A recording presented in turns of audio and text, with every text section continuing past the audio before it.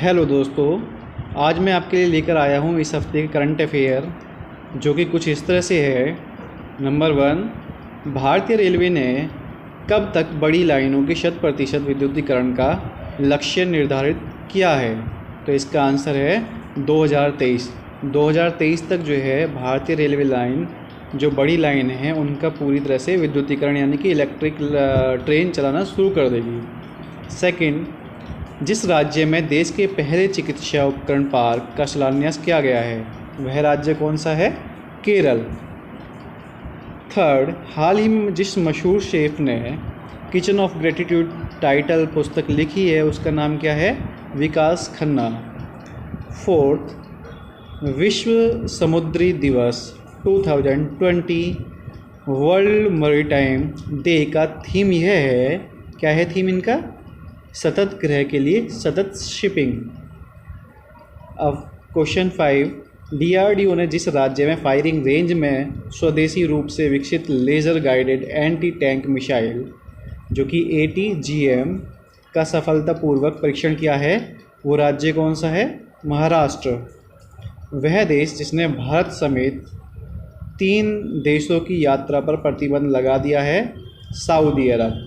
Saudi अरब ने भारत समेत 3 देशों की यात्रा पर प्रतिबंध लगा दिया है।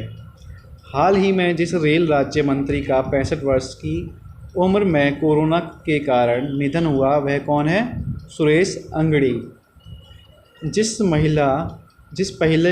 पहली महिला को राफेल लड़ाकू विमान उड़ाने के लिए चुना गया है, तो वह कौन है? शिवांगी सिंह। शिवांगी सिंह पहली ऐसी महिला हैं जो कि राफेल लड़ाकू विमान को उड़ाएंगी। संयुक्त राष्ट्र ने कोरोना महामारी की सुस्ती के कारण 2020 में जितने प्रतिशत अर्थव्यवस्था रहने का अनुमान लगाया है, तो वह क्या है? 5.9।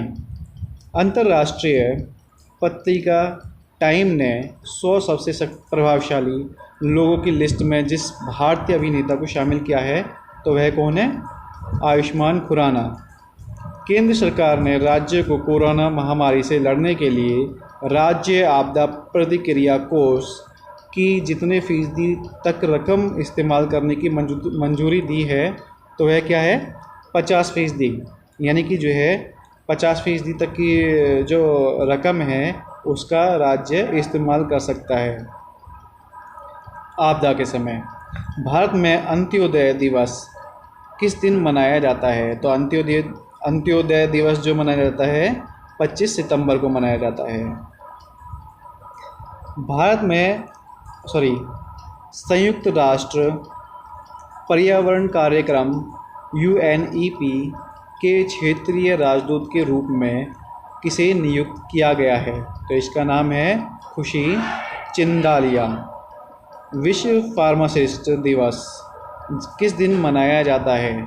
तो इसका आंसर है 25 सितंबर।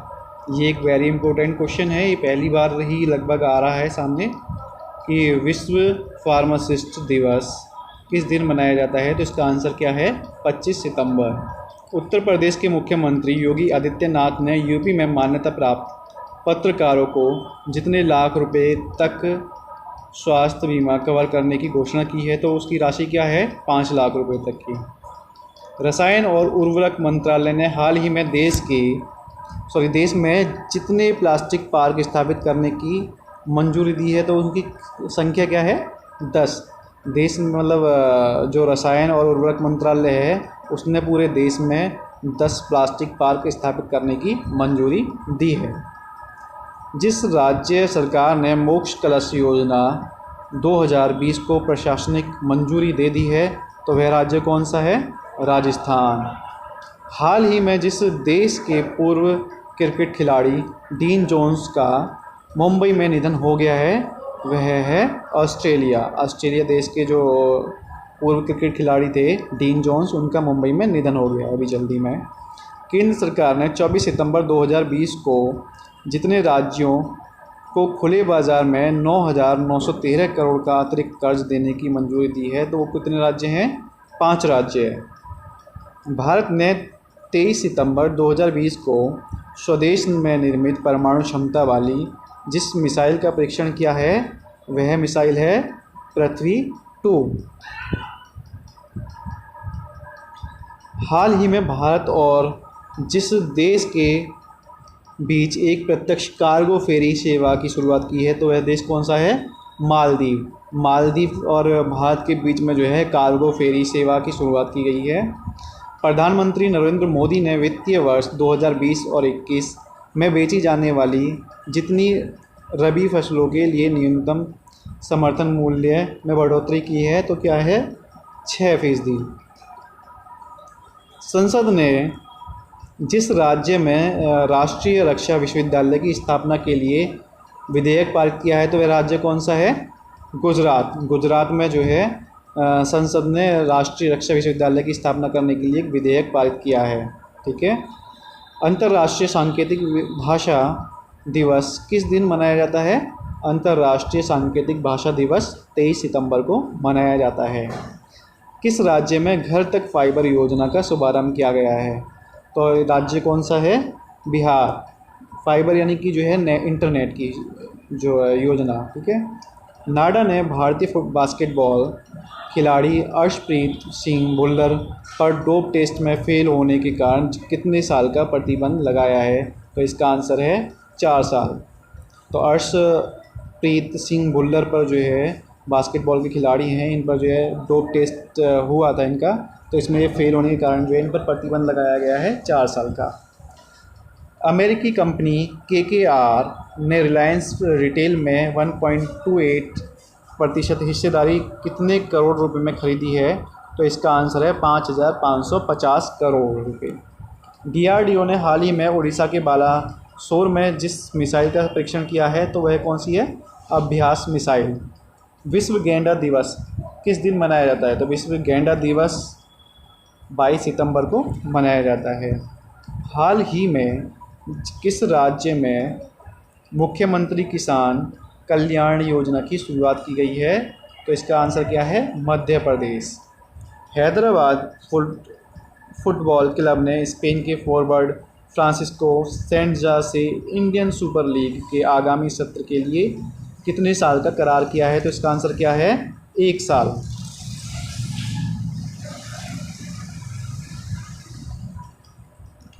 संयुक्त अरब अमीरात UAE किस देश को 93,895 कार्बाइन राइफल की आपूर्ति करेगा?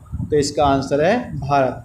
यानी कि संयुक्त अरब अमीरात जो है भारत को 93,895 करोड़ कार्बाइन राइफल की सप्लाई करेगा। किस महापुरुष की जयंती के अवसर पर भारतीय प्रधानमंत्री वैभव शिखर सम्मेलन का उद्घाटन करेंगे? आंसर है महात्मा गांधी। हाल ही में भारत में जिस देश के बीच वर्ष 1960 में लागू की गई सिंधु जल संधि के 60 वर्ष पूरे हो गए हैं, तो कौन सा है? पाकिस्तान। पाकिस्तान और भारत के बीच में जो है 1960 में एक जल संधि लागू की गई थी, जिसका नाम है सिंधु जल संधि। तो इसके अब 60 वर्ष हो गए हैं। हाल ही में जिस देश में राष्ट्रीय हिस्पैनिक विरासत माह की शुरुआत की गई है, तो वह देश कौन सा है? अमेरिका। भारत संचार निगम लिमिटेड यानी कि BSNL कंपनी ने सॉवरेन बॉन्ड के जरिए कितने रुपए की राशि जुटाई है? तो इसकी है 8,500 करोड़ रुपए। वह खिलाड़ी जिसने पहली बार इटालियन ओपन टेनिस टूर्नामेंट 2020 जीत लिया है, वह कौन है? Simona Halep. दुनिया की सबसे ऊंची पर्वत माउंट एवरेस्ट के शिखर पर ऑक्सीजन सिलेंडर के बिना 10 बार चढ़ने वाले नेपाल के किस प्रसिद्ध पर्वतारोही का हाल ही में निधन हो गया है? तो उसका नाम क्या है? अंगरीता थेरपा। विश्व अल्जाइमर दिवस किस दिन मनाया जाता है? इसका आंसर है 21 सितंबर। भारतीय नौसेना के इतिहास में पहली बार किन 2 महिला अफसरों को युद्धपोत पर तैनात किया जाएगा? तो इसका आंसर है सब लेफ्टिनेंट कुमुदनी त्यागी और सब लेफ्टिनेंट रीति सिंह। हाल ही में जिस केंद्रीय मंत्री ने मोदी कैबिनेट से कृषि संबंधी विधेयक का विरोध करते हुए अपने पद से इस्तीफा दे दिया, तो वह कौन थी? हरसिमरत कौर। हाल ही में किस देश ने लोकप्रिय चीनी सोशल मीडिया ऐप टिकटॉक और वीचैट को राष्ट्रीय सुरक्षा के मद्देनज़र प्रतिबंध करने का आदेश दिया है अमेरिका। रो के पूर्व प्रमुख अनिल धस्माना को कितने साल के लिए राष्ट्रीय तकनीकी अनुसंधान संगठन का नया अध्यक्ष बनाया गया है? 2 साल। भारत ने कोविड-19 महामारी के अर्थव्यवस्था पर पड़े प्रभाव से निपटने में मदद हेतु मालदीव को कितने करोड़ डॉलर की वित्तीय सहायता उपलब्ध कराई है? तो इसका आंसर है 25 करोड़ डॉलर। हाल ही में किस राज्य सरकार ने मुख्यमंत्री महिला उत्कर्ष योजना का शुभारंभ किया है? तो हाल ही में जो है गुजरात राज्य ने मुख्यमंत्री महिला उत्कर्ष योजना का शुभारंभ किया है। हाल ही में किस देश के पूर्व प्रधानमंत्री जॉन टर्नर का 91 वर्ष की उम्र में निधन हो गया है? तो वो कौन है? कनाडा। कनाडा के पूर्व मुख्य प्रधानमंत्री थे कौन? John Turner.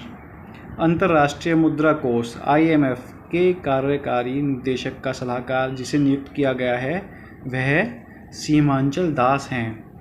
तो अंतर्राष्ट्रीय मुद्रा कोष के जो कार्यकारी निदेशक के रूप में कार्यकारी निदेशक का सलाहकार के रूप में जिसे नियुक्त किया गया है वो कौन है? सीमांचल दास। अंतर्राष्ट्रीय शांति दिवस जिस दिन मनाया जाता है वो कौन सा दिन है? 21 सितंबर। यानी कि 21 सितंबर को जो है अंतर्राष्ट्रीय शांति दिवस मनाया जाता है। हाल ही में किस देश में कोरोना के बढ़ते संक्रमण के कारण दूसरी बार देशव्यापी लॉकडाउन लगाया गया है? तो वह देश है इजराइल। जिस हाईकोर्ट ने हाल ही में हर्षवर्धन लोढ़ा को बड़ा झटका देते हुए MP बिड़ला समूह के सभी पदों से तत्काल हटाने का फैसला दिया है वो कौन सी कोर्ट थी? Calcutta high court. Calcutta high court ने जो है हर्षवर्धन लोढ़ा को जो झटका देते हुए MP बिड़ला समूह के सभी पदों से हटाने का फैसला दिया है। तो इस तरह से दोस्तों हमारी साप्ताहिक जो करंट अफेयर थी ये ख़त्म होती है। आने वाली वीडियो की जानकारी पाने के लिए दीपक कुमार नवरंग चैनल को सब्सक्राइब जरूर करें। Thank you.